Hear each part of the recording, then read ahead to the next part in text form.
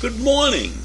It's Friday, December 31st, New Year's Eve.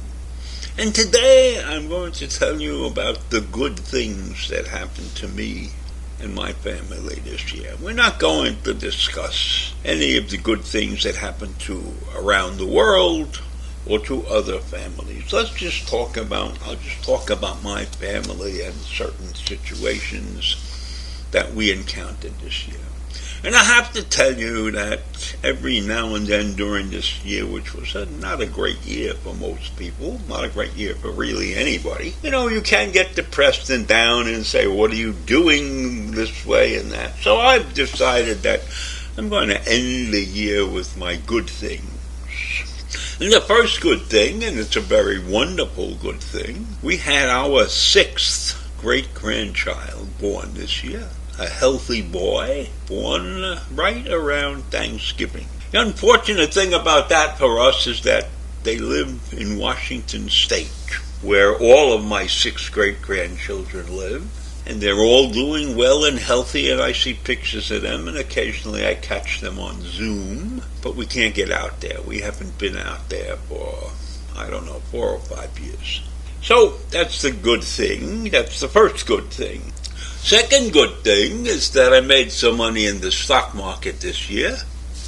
I know there are people who claim that the stock market is crooked, etc., etc., but I maintain that you can make money in the stock market if you can control yourself, not get carried away with flashy advertisements and things like that, and predictions from a lot of these people who are so-called experts.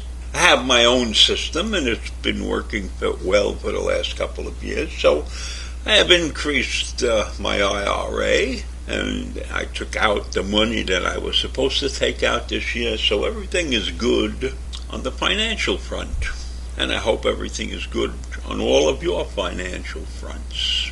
And here's a good thing also that many may not consider a good thing. I drive a hybrid car, so I don't get to the gas station too many times. But this year I had a car accident and nobody was hurt. That was the good thing. That was the very good thing. And the car was really beautifully repaired by the Sunken Meadow Auto Shop.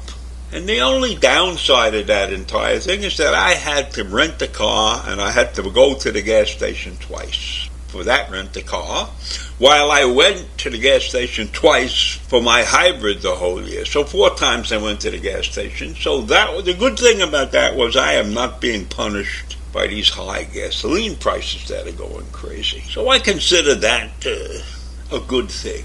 Driving a hybrid car that's in good shape, doesn't have that much mileage on it because I'm not driving that far, But I do go out shopping 2 or 3 times a week to get this stuff that I need for the meals that I'm going to make. And that's a good thing because my cooking skills have improved tremendously. I'm capable of making things like bouillabaisse and jambalaya and wonderful things like that. And I get the recipes online, and I even get creative sometimes, And I got a big meal, I made it. I made a wonderful tomato vegetable soup. And it lasted a long time because I made a big pot of it. There's no point in cutting up a dozen tomatoes if, you're not going to have that for one meal. So I got creative in the kitchen, and that was a good thing. It's a wonderful, relaxing thing to get out in the kitchen and make something that you're going to enjoy. And our health has been good. We've done nothing but go for the checkups that we're required to go for. There's nothing unusual about our health. We're doing very well, Gertrude and I. So that's a good thing. We went through the whole year without any health episodes. And then, of course, I get calls from the assisted living facilities around the neighborhood, and these are all good calls because they're checking up on us and making sure we're okay. And I am fortunate enough to tell them to just keep calling, stay in touch, but we don't need you right now. And I appreciate the fact that they are calling, that these people are calling me. So that's a good thing, too. And then I noticed, over the Christmas holiday, we are the only family. Originally, we were the one of 6 Jewish families that lived on this corner where I live. All the other families are gone. They've gone to Florida, a couple of them, and a couple of them are gone, period. And now, this Christmas season, I was surrounded by lights, more lights than you could imagine. And that was a good thing. It was cheerful. The place was well lit. If I went out to throw out the garbage at night, the whole street was lit up and everything. So that was another good thing that happened. And then, of course, even though the Y has not been what it should be this year, I was able to still manage to get there once or twice a week to do current events and the men's club, which I enjoy immensely. The fact that I do the current events every week and the men's club every week is a great joy to me. It lifts me up. There's some preparation. Sometimes it takes me a day or two to get the stuff together that I plan to talk about. But I enjoy doing that.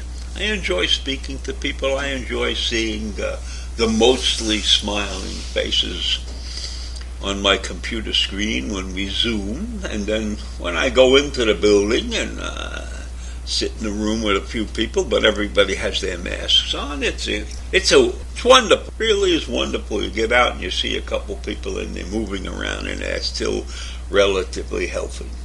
So that is really my story for today. I'm looking on the bright side of this world, and I'm thinking that I can survive another year, whatever 2022 has in store for us. And I'm sure that everything is going to turn out okay, except for one thing which I don't want to talk about today. And so I wish you all a happy and a healthy new year, and stay safe.